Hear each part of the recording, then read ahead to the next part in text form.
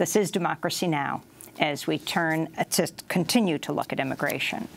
Well, we look at the White House senior advisor Stephen Miller's role in the Trump administration's anti-immigration policy. We turn now to a widely condemned proposal by the Trump administration that would make it extremely difficult for many immigrants to come to the U.S. or receive green cards if they're considered likely to use public benefits like food stamps or Medicaid. The draft regulation was unveiled Saturday, is drawing protests. For more, we go to Lake Arrowhead, California, by Democracy Now! Video stream to Marielena Incapie, Executive Director of the National Immigration Law Center. Marielena, welcome to Democracy Now! Can you just focus on this latest proposal by the Trump administration? After last week, they floated the proposal to cap the number of refugees to an all-time low that we haven't seen like this in decades in this country. Yes, thank you. Good morning, Amy and Juan. Yeah, this is just the latest radical extremist anti-immigrant attack against families by the Trump administration. And as you mentioned, it's been drafted by Stephen Miller. He has talked about this being the issue that they believe is going to excite their base for the November elections.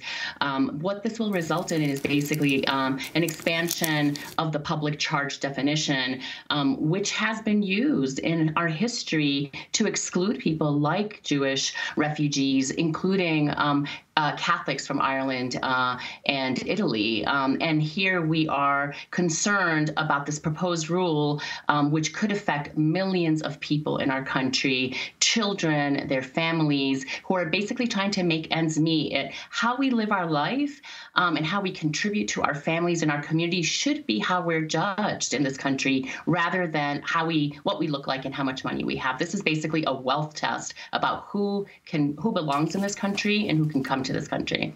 And Marielena, could you be specific in terms of what the regulations would entail? Because, as you mentioned, there has been a public charge stipulation that a person cannot have more than a majority of their income from government sources. But now this is being changed to almost any kind of support from government sources. Could you talk about that?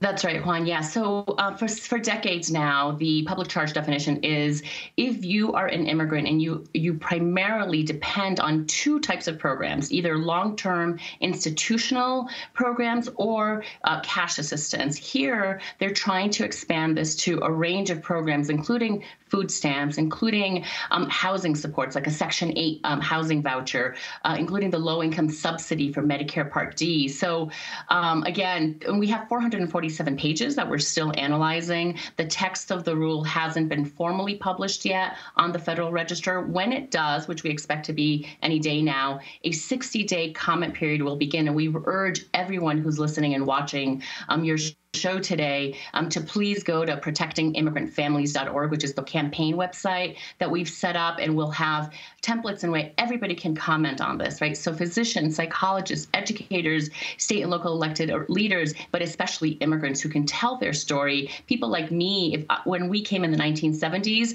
we relied on food stamps when my parents were laid off in between factory jobs. We would not be here either. And I know that my story is the American story, and that there are thousands and hundreds of thousands of people who can submit comments, and hopefully we can stop this in its tracks.